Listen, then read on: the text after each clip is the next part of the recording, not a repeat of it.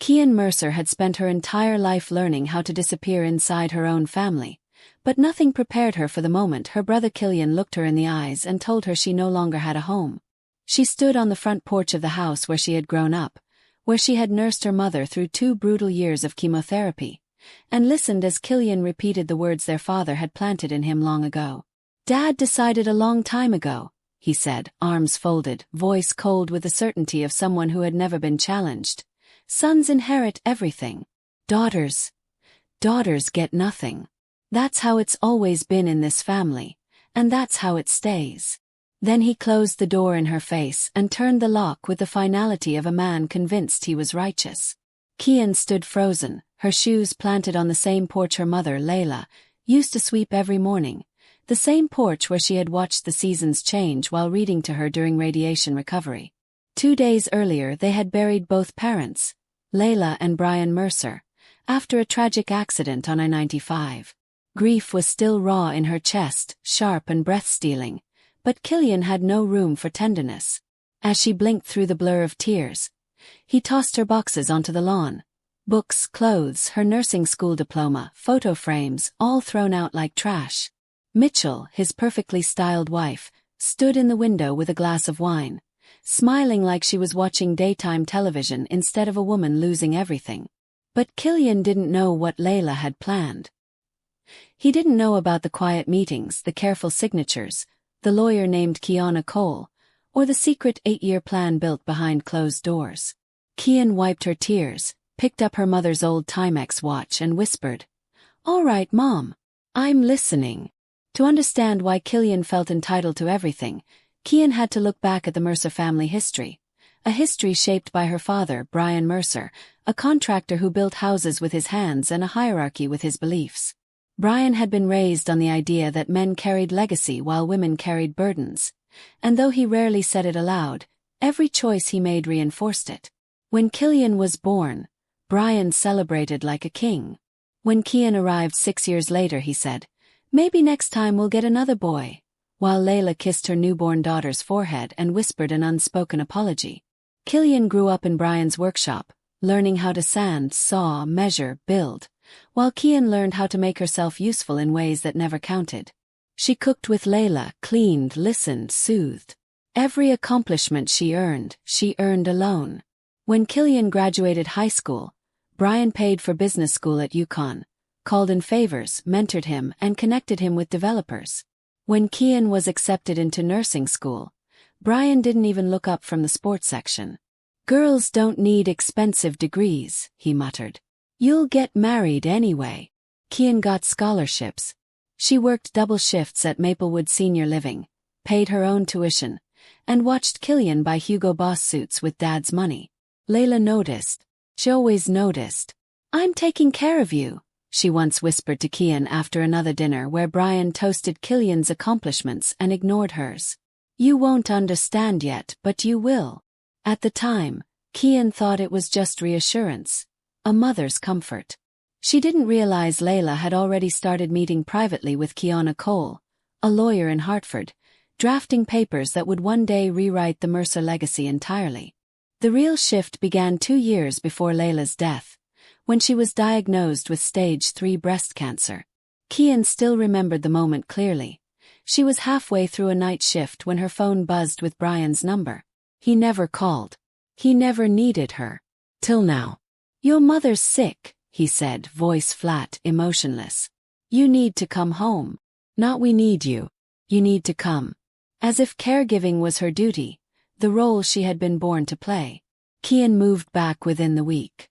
She arranged her work schedule so she could care for Layla during the day, bathe her, guide her through nausea, hold her through pain, and drive her to appointments. It was exhausting, isolating work, but Kian never complained.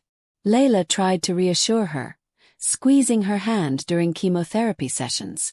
"You're doing everything right," she whispered. "Whatever happens, remember that." Meanwhile, Killian visited 3 times. In 2 years. He'd show up in designer suits, check his Rolex, kiss Layla's forehead, and leave before the tea kettle even finished boiling. Mitchell came once, took photos for Instagram and called it charity. Brian pretended nothing was happening. Kian was simply fulfilling a daughter's purpose. Yet Layla had plans unfolding behind the scenes. Every month, she asked Kian to drive her to a downtown Hartford office. "Insurance paperwork," she said lightly. Kian waited in the car, never questioning. Layla always came out looking lighter, as if she'd crossed another item off a critical checklist. The truth remained hidden. Layla was building a safeguard for the daughter she knew would be left unprotected. She was rewriting a future Brian never intended Kian to have, piece by piece, with signatures and sealed documents that no one, not even her husband, knew existed. The house itself had always been a symbol of Brian's pride, Killian's inheritance, and Kian's invisibility. It was a 4-bedroom colonial in a quiet Connecticut suburb, the kind people described as nice with rehearsed smiles. Killian and Mitchell loved to show it off at holidays, posing in front of the brick fireplace or the glossy staircase, never acknowledging that Kian was the one who kept the place together during Layla's decline. At the last Thanksgiving before Layla became too weak to cook, Mitchell had looked at Kian across the dining table and asked, with clipped politeness, "Have you ever thought about doing something with more upward mobility?" Kian had set down her fork. "I'm a registered nurse," she had replied softly. "I help people." Mitchell had laughed delicately, dismissively. Of course. But long-term, darling." That night, Kian overheard a conversation she was never meant to hear. On her way to refill her water, she paused at the hallway as Killian whispered to Mitchell, "Don't worry about her. Dad already promised everything to me. She's not getting anything." Kian's breath caught. Mitchell murmured back, "Good. We need this, Killian. We really need it." Kian didn't understand then, but she would. 6 weeks after that, Layla rang the bell of remission. Kian toasted her with sparkling water in a sunlit cafe. Layla had glowed with hope. "I want to visit my mother, Emily," she said. "Your father promised to take me." But they never returned. A sleeping truck driver on I-95 stole everything in a single moment. Kian learned the news at work, collapsed into a stairwell, unable to breathe. Later, as she walked into the quiet house filled with Lavender's memory, she whispered, "Mom, what do I do now?" And somewhere beneath grief's weight, the answer waited. 4 days later, after a funeral that blurred into condolences and casseroles, Killian pulled Kian aside in the church vestibule. Stained glass cast fractured light across his face, making him look almost holy, an illusion broken the moment he opened his mouth.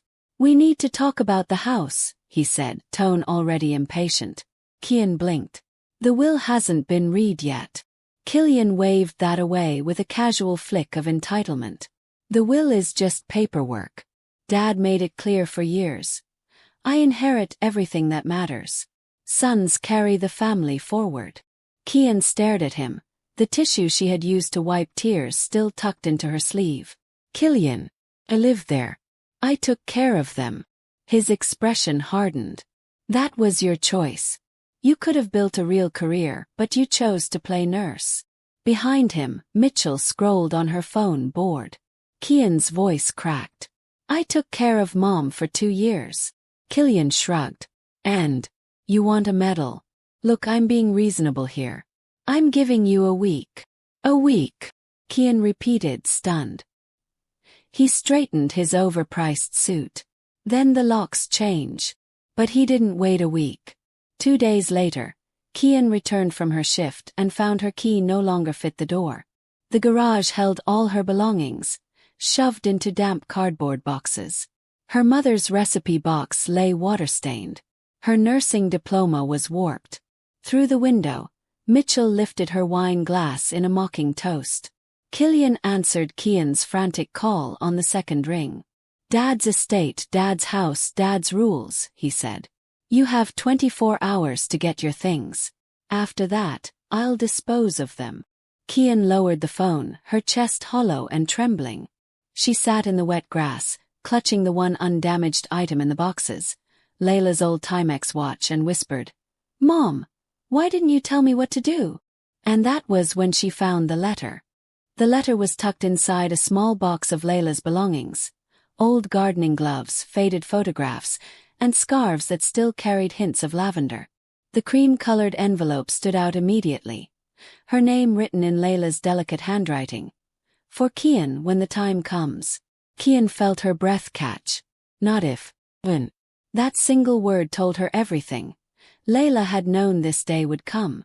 She pressed the envelope to her chest but couldn't bring herself to open it.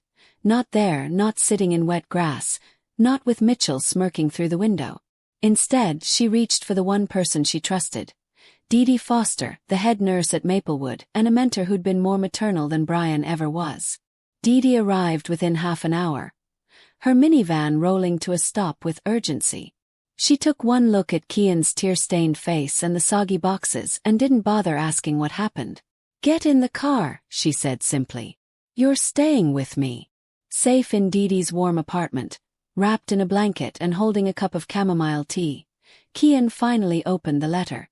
Layla's handwriting was shaky. Chemotherapy had stolen the steadiness from her hands, but her words were clear and deliberate. "My darling Kian, if you're reading this, then what I feared has happened. Your father and brother have shown you exactly who they are. I saw it long before you did, and I knew I could not change them. But I could protect you. Contact attorney Kiana Cole at Harrison & Cole. She has everything you need. All the papers, all the arrangements, everything I could not give you while I was alive. You were never a burden. You were always my heart. I love you more than lavender and sunshine and every good thing." Kian folded the letter, tears slipping silently down her face. Her mother had prepared for this moment. The question was, prepared how? The next morning, Kian stood in front of a stately brownstone in downtown Hartford, the offices of Harrison & Cole. She felt out of place in her scrubs, surrounded by polished brass nameplates and expensive suits. But Layla had sent her here, and that gave her strength.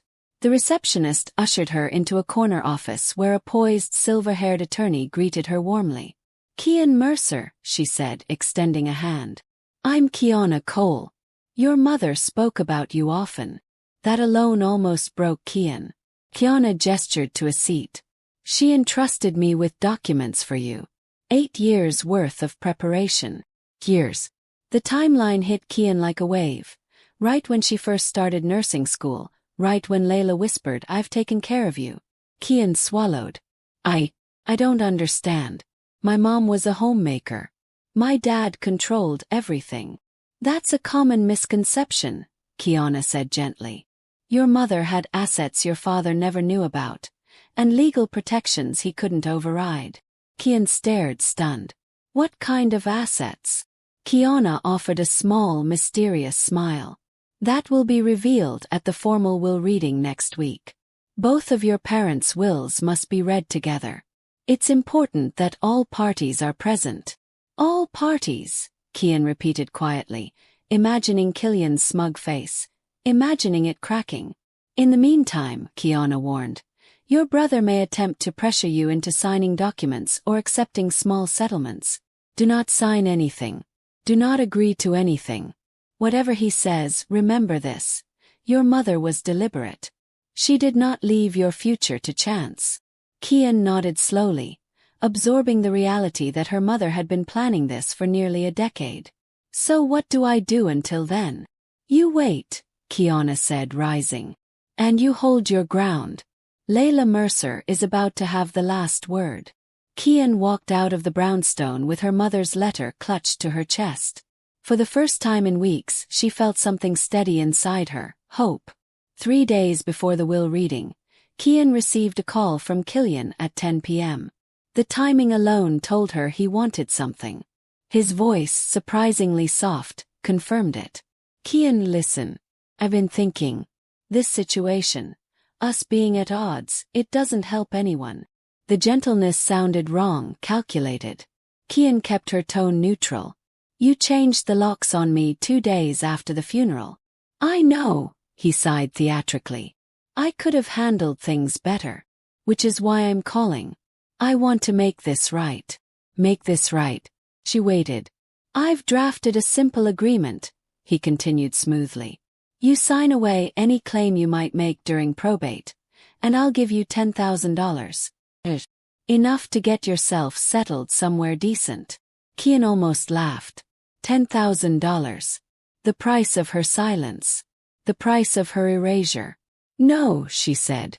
Killian's voice changed instantly, sharpened. Kian, be reasonable. You're not going to win anything in probate. Dad's will is clear. Sons inherit. Daughters get scraps. You're going to walk out with nothing. Then that's my choice, she replied. You're making a mistake, he snapped. A big one.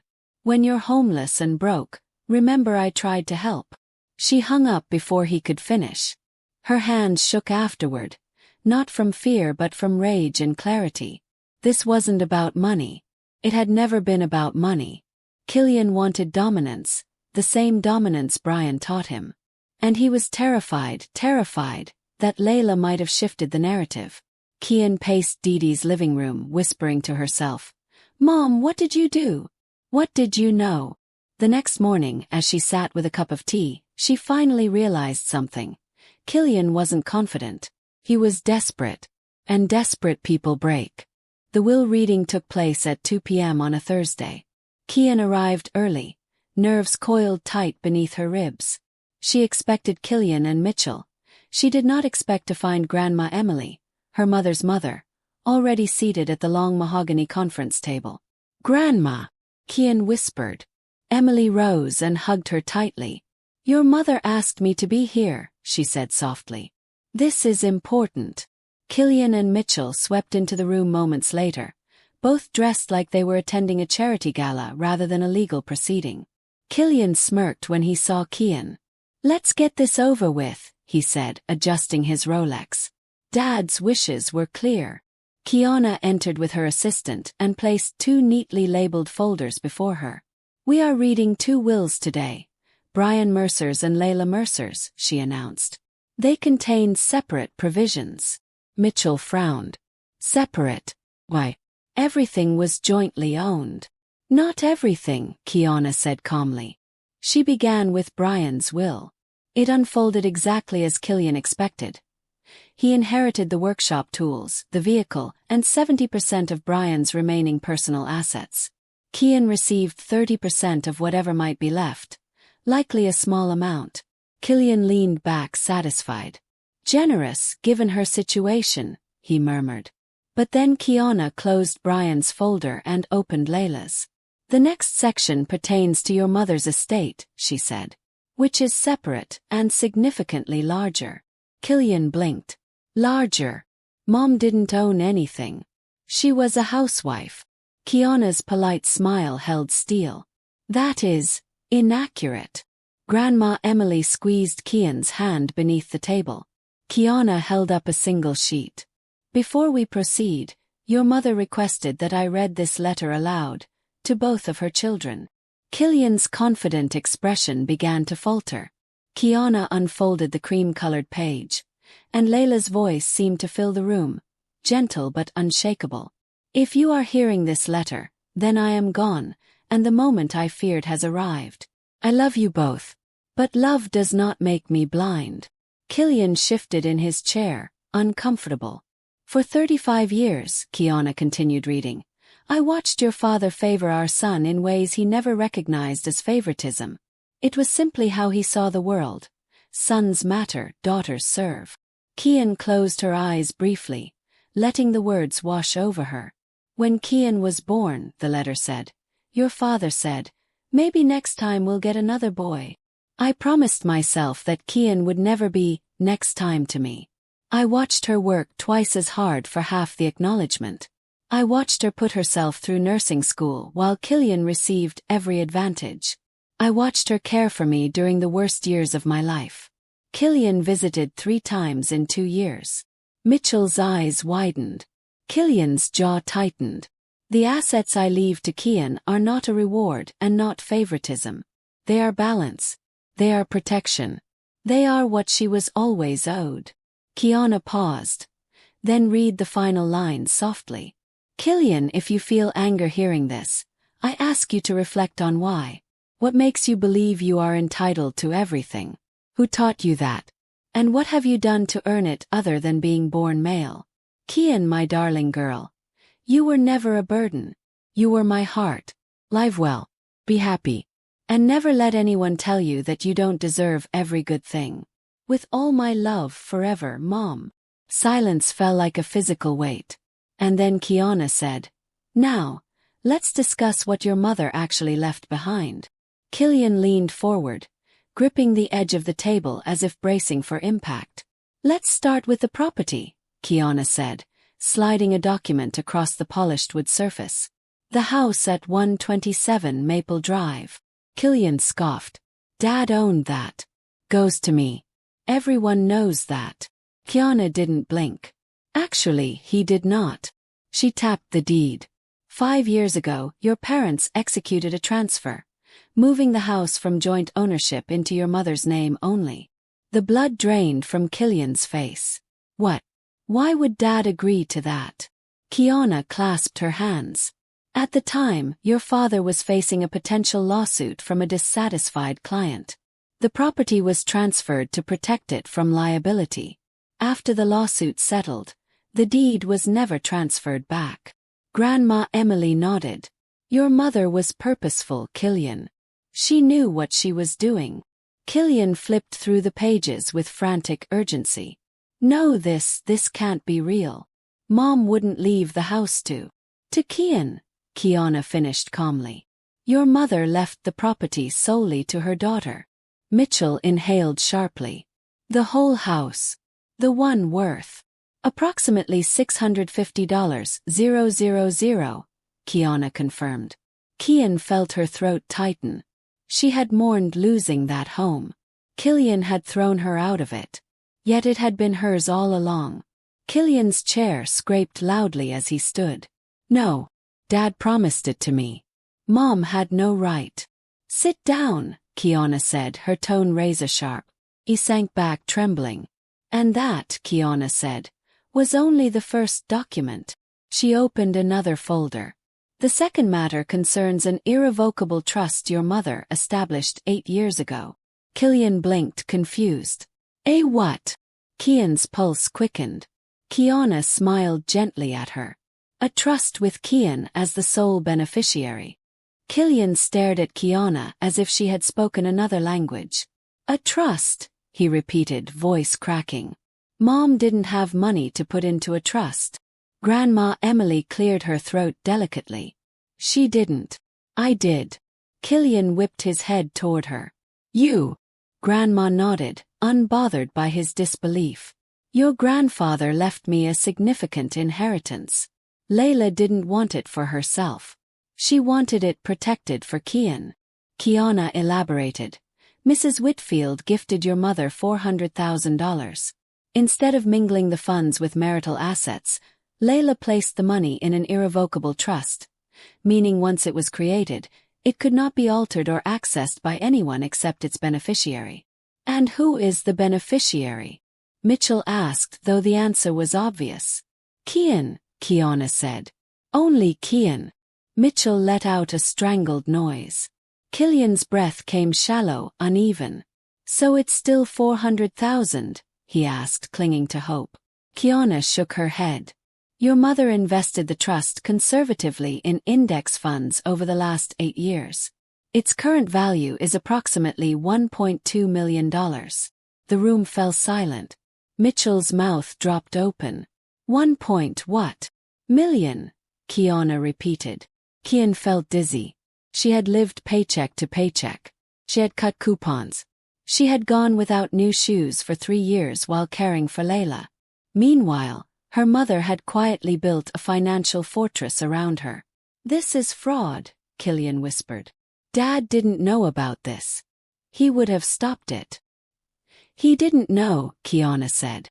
"And he couldn't have stopped it. The funds were never his." Killian's desperation surfaced. "But that means—" "It means," Kiana said gently, "that the trust has never belonged to you." Kian looked down at her trembling hands. Her mother had protected her future without ever saying a word. Kiana lifted the next document with quiet gravity. "There is one more major asset." Killian exhaled sharply, bracing himself. Mitchell's fingers twitched on her designer purse, knuckles white. Kiana continued. Your mother held a life insurance policy with Northwestern Mutual valued at $500,000. Killian's head snapped up. Finally, he breathed. Something fair. Kiana placed the document gently on the table. The sole beneficiary of that policy, she said, looking directly at him, is Kian Mercer. Killian's expression shattered. No, he whispered. That can't. Mom wouldn't. She wouldn't leave me nothing. She didn't, Kiana replied. In addition to sentimental items, she left you her photographs, her jewelry, and a personal letter. The insult landed like ice on Killian's skin. Her jewelry. A letter. His voice cracked with disbelief. She left Kian millions and me scraps? It's not scraps, Kiana said gently. It is what your mother chose after years of observation. Killian slammed his hand on the table, making papers jump. No. She was sick, her mind wasn't right, she was on chemo. Kiana calmly tapped the USB drive on the table. Your mother anticipated that objection. We have a video recording of her signing her will. She clearly articulates her decisions, explains her reasons, and addresses the possibility that you might contest the will. Video. Killian whispered, horrified. Yes, Kiana said. 32 minutes of your mother explaining every detail. And we also have a psychiatric evaluation confirming she was fully competent at the time. Mitchell sank lower in her seat. Grandma Emily looked at her grandson with heartbreaking softness. She loved you, Killian, she said. But she loved Kian enough to protect her from the world you were shaped by. Killian's shoulders slumped, rage trembling through every muscle. Kian didn't speak. She couldn't. She was still processing that her mother had left her nearly $2 million. The enormity of the situation crushed the room into thick silence. Killian sat rigid, eyes unfocused, jaws clenched so tightly the muscles twitched. Mitchell placed a hand on his shoulder, but he shook it off, staring blankly at the polished table. Kiana, maintaining her calm professionalism, glanced over her notes. For clarity, she said, the assets going to Kian total approximately $2.374 million. The number hung in the air like a dropped chandelier. Mitchell exhaled sharply. 2.3, are you kidding me? She sputtered. She's a nurse. She cleans old people. And she gets millions while we. Mitchell, Kiana interrupted coolly. Your financial situation is not under review here. Mitchell's face twisted. You don't understand. Killian has obligations. Investments. Property. Grandma Emily leaned forward.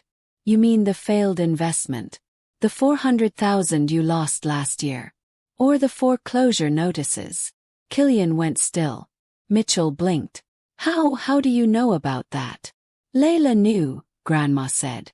She knew about the debts. She knew you were counting on her inheritance to bail you out. Killian looked as if the ground had vanished beneath him. She knew. She did, Kiana confirmed. And she made decisions accordingly. Kian watched her brother, really seeing him for the first time in years. All the arrogance, the cruelty, the entitlement, they weren't confidence.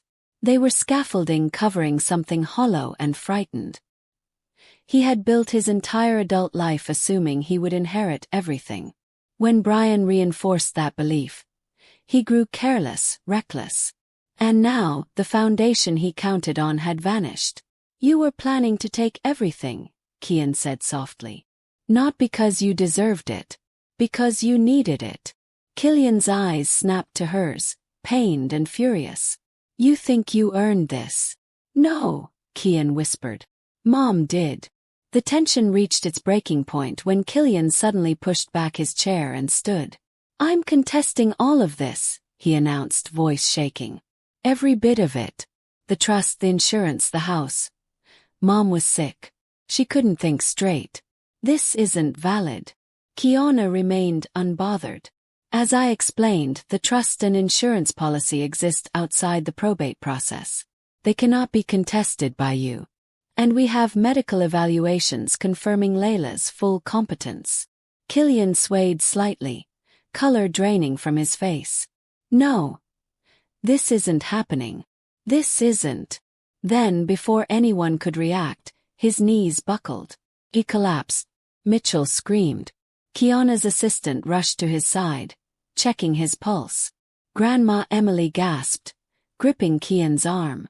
Kian, stunned, watched helplessly as Killian's body lay sprawled across the elegant conference room carpet. He's breathing, the assistant reported. Pulse is steady. Likely syncope, shock-related fainting. The truth had knocked him out cold. 20 minutes later, Killian sat back in his chair, pale and shaken, a bandage on his forehead where he'd hit the table. His eyes met Kian's with a mixture of humiliation and resentment. "You knew," he whispered. "You knew about all of this, didn't you?" Kian shook her head. "I didn't. Not until a few days ago. And even then, I didn't know the details." "But you suspected," he accused. "You sat here, pretending to be innocent." "I was innocent," she said quietly. "Mom loved me. That's all I knew." He swallowed hard, voice barely audible. "So she didn't love me." Kian inhaled sharply at the raw pain in the question.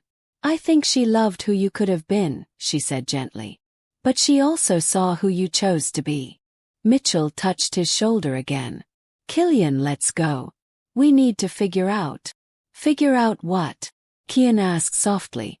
Killian closed his eyes. And for the first time in their lives, he looked lost. Killian rubbed his forehead, still trembling from the collapse, while Mitchell whispered urgently in his ear. Whatever she said made his shoulders slump further. "Killian," Kian murmured, "I don't want you homeless. I don't want you destroyed." He looked up sharply. "But you want me to help you, right?" His voice cracked with bitterness. "You walk out with millions and I get nothing." Kian exhaled slowly. "You get the consequences of your choices." The words were quiet but heavy with truth. "You locked me out of my home 2 days after our parents' funeral. You offered me $10,000 to disappear. You said I was nothing but a burden." Killian's face twisted, then softened with a flash of old familiarity, of the boy he used to be, before bitterness swallowed it again.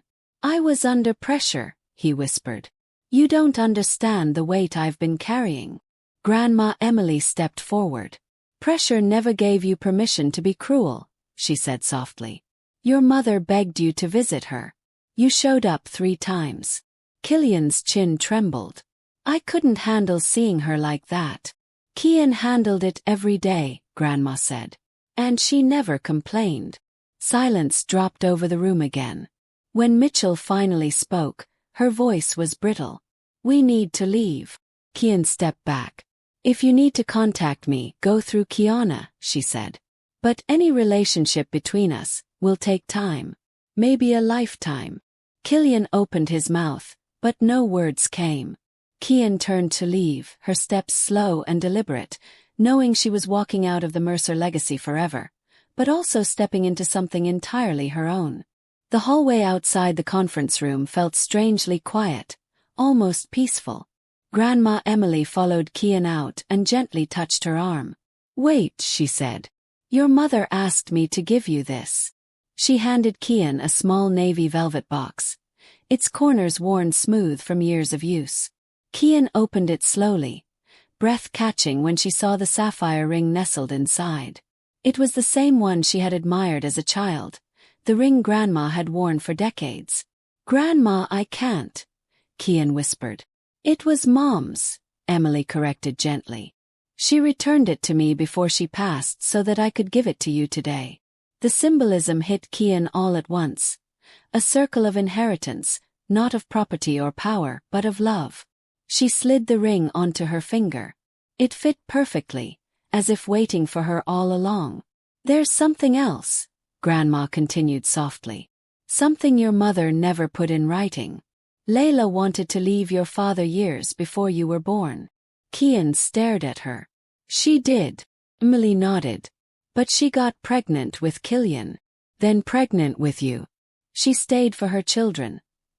Even when it broke pieces of her spirit." Kian felt a tightness in her chest. Did she regret staying? Grandma stroked her face gently. She regretted not being able to give you a different childhood. The trust, the insurance. All of it was her way of giving you freedom, the freedom she never had. Kian swallowed hard, tears rising. I wish she had told me. She did, Emily murmured. Today was her telling you. Behind them, the door opened briefly. Killian and Mitchell slipping out, heads bowed, their voices hushed with fear and uncertainty. Kian didn't turn around. She finally understood her mother's plan. Protection. Balance. Love without apology. A month later, life settled into a strange but gentle rhythm. Kian met with a financial advisor recommended by Kiana, an experienced woman who looked over the trust documents, life insurance payout, and property with calm expertise. Here's what I recommend, the advisor said, sliding a neatly organized folder across the desk. We keep the trust intact. Draw only the minimum you need each month. The life insurance should sit in a high-yield savings account for emergencies and opportunities. Pay off your student loans immediately. Kian blinked. Just pay them off. You have the funds, the advisor said, smiling. Use them wisely. Don't let them use you. Kian followed the plan. Within a week, the $42,000 debt that had clung to her for years vanished with one transaction. She switched to day shifts at Maplewood, no longer dependent on the night differential, and moved in temporarily with Dee, who insisted that Kian stay as long as needed. Rent can wait, Dee said firmly. Healing can't. But the house still haunted Kian. It was filled with memories she cherished and wounds she hated. Every room held whispers of her mother's laughter, her father's dismissals, and Killian's entitlement. For weeks, Kian couldn't even bring herself to drive past it. Rent it, Dee suggested gently. Let it breathe. Let you breathe. Eventually Kian agreed. A young family, a nurse from Maplewood and her husband, toured the property and fell in love instantly. Their eldest daughter asked shyly if she could care for the lavender garden. Kian's throat tightened before she whispered, yes. For the first time in a long time, Kian felt something new blooming in her chest. Relief maybe. Or rebirth. She didn't need to claim the house to honor her mother. Letting it grow again was enough. 3 months after the will reading, Grandma Emily called with an update that made Kian stop mid-step in the hospital corridor. He had to sell the Greenwich house, Emily said. And Mitchell, she filed for divorce last week. Kian leaned against the wall, stunned. She left him. Her Instagram makes it very public, Emily said dryly. She is apparently a survivor of narcissistic financial abuse. Direct quote. Kian almost laughed, almost. Is he okay? She asked softly. Define okay, Emily replied. He's living in a small apartment in Bridgeport, still working in real estate but not the fancy kind, more like starter homes and short sales. Kian closed her eyes. She had once imagined this outcome, had thought justice would feel triumphant. But now all she felt was a quiet, heavy sadness. Killian wasn't a monster. He was a product of a belief system that had shaped him into someone incapable of empathy, accountability, or gratitude. Do you think Mom knew about the debts? Kian asked. Oh, she suspected, Emily said. Every mother knows their child's desperation. It's partly why she set everything up the way she did. Because she knew he would take whatever he could reach, Kian murmured. Yes, Emily said gently. Not because he was evil. Because he was raised to believe he was entitled to it. Kian pictured her brother in that small apartment, the life he had built on scaffolding collapsing beneath him. She didn't wish him suffering. She just couldn't rescue him. For the first time, she understood that she didn't have to. I'm going to the house this weekend, she told Emily. I think I'm ready. Do you want company? Yeah, Kian whispered. I do. Healing, she realized, didn't mean forgetting. It meant returning without fear. Saturday morning sunlight spilled gently across the old Mercer house as Kian stepped out of her car. The lavender garden, her mother's sanctuary, had survived the winter better than she expected. Some stalks were brittle, but beneath them, tiny green shoots pushed forward like small declarations of hope. Grandma Emily took Kian's arm as they walked toward the backyard. "She planted this the year you were born," she said. "She believed lavender protected the spirit." Kian touched one of the new shoots with trembling fingers. "It's still growing," she whispered. "Of course it is," Emily replied. "So are you." Inside the house, the air felt different. Still but not heavy. Sunlight streamed through the kitchen window where Kian had spent thousands of hours making tea for Layla during chemo. The recipe cards were still in the drawer, their ink smudged from years of use. Kian ran her finger over them, remembering Layla's voice reading each line aloud. They walked down the hallway to Layla's bedroom. Everything remained respectfully untouched, the robe hanging on the closet door, the glasses resting on the nightstand, the faint scent of lavender clinging to the air. On the bed lay a small album Kian had never seen. She opened it slowly. Inside were photographs, from Kian's birth to her nursing graduation. Every milestone, every smile, every quiet victory. On the first page, written in Layla's careful handwriting, "For my bravest girl." Kian pressed the album to her chest, tears spilling, not from grief but from gratitude. Layla had loved intentionally, fiercely, silently. "She made this during chemo," Emily murmured. "She said it helped her count the good things." Kian nodded, letting the weight of the love in the room settle around her. This house held pain, but it also held every good thing her mother had ever wished for her. 6 months later, Kian sat in a brightly lit classroom at the local university, filling out enrollment forms for a nurse practitioner program. It was something she had wanted for years but never believed she could afford. Not on her salary, not while caring for Layla, not while struggling beneath debt.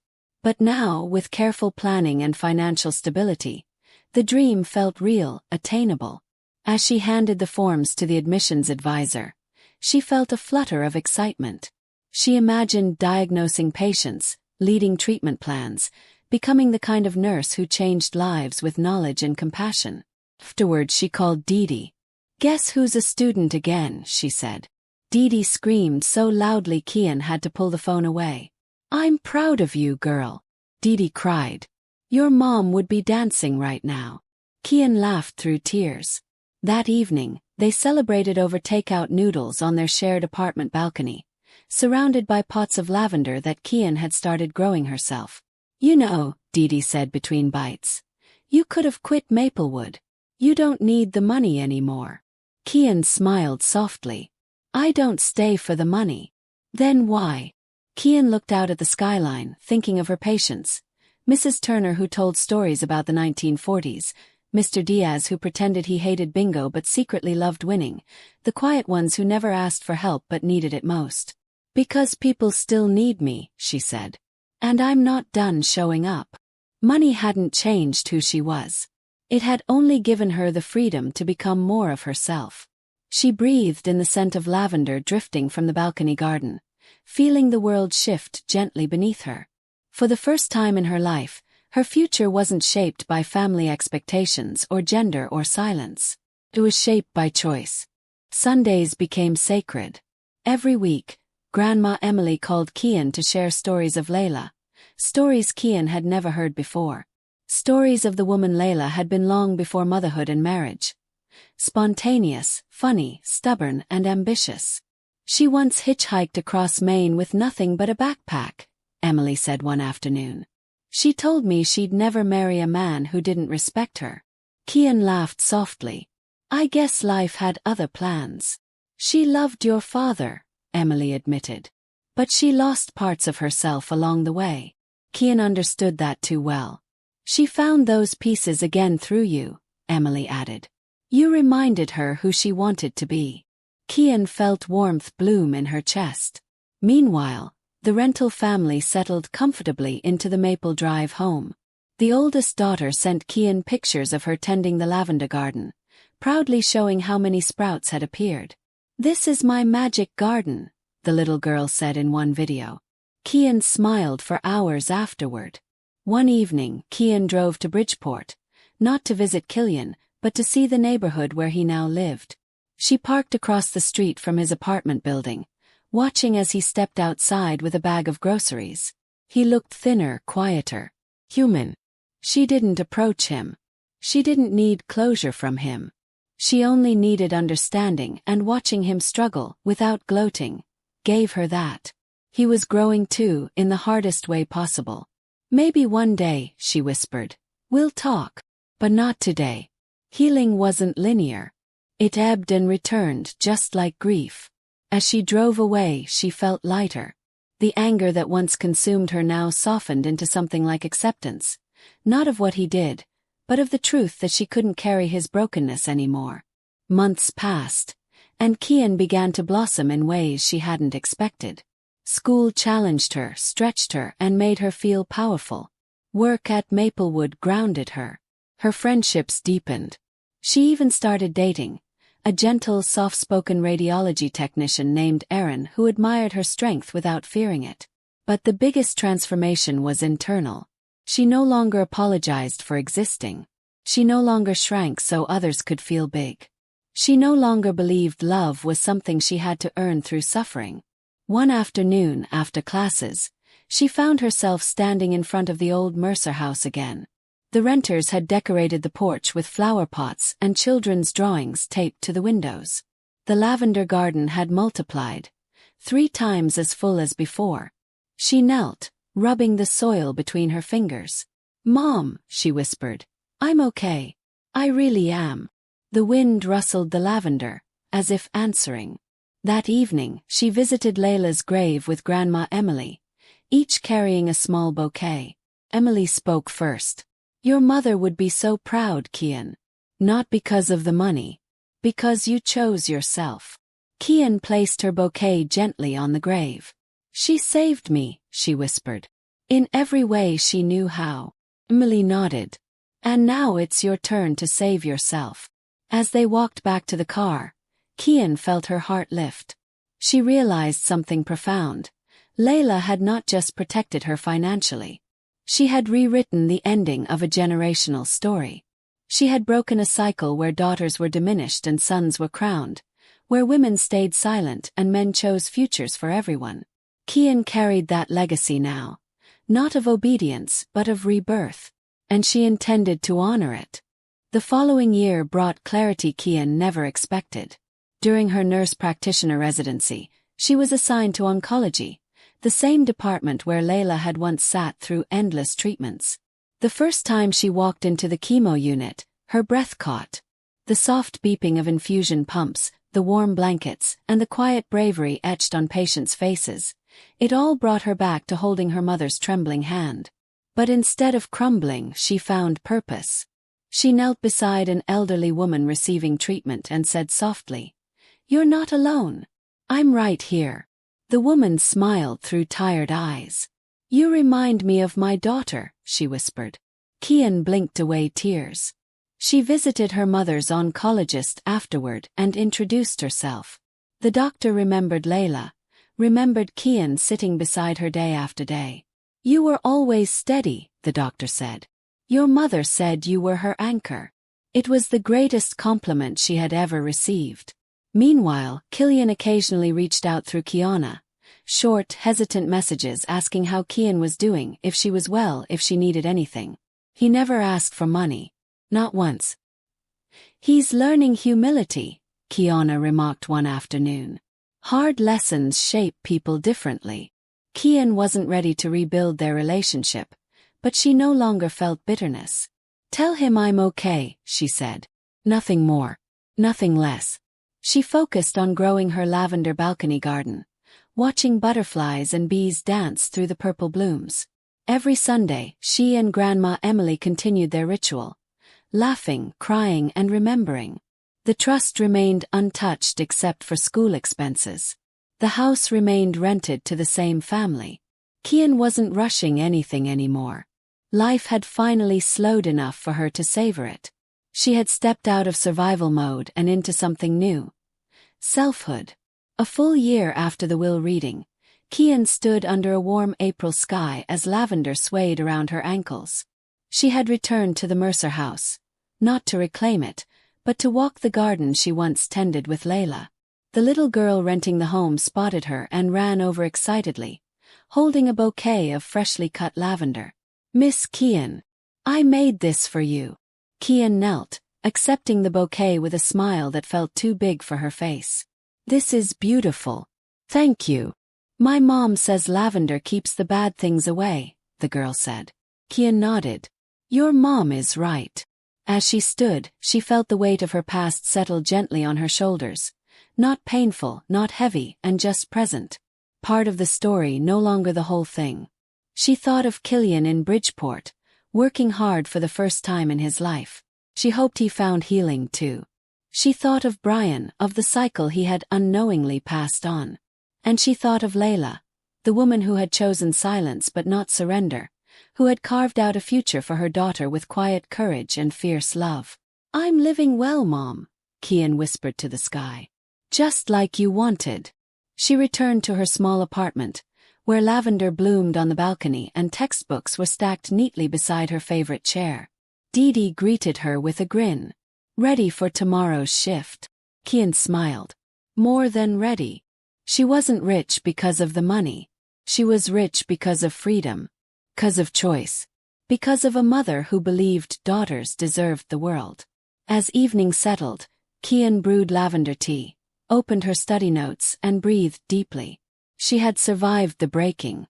Now she was living the becoming. And for the first time in her life, Kian felt completely, undeniably whole.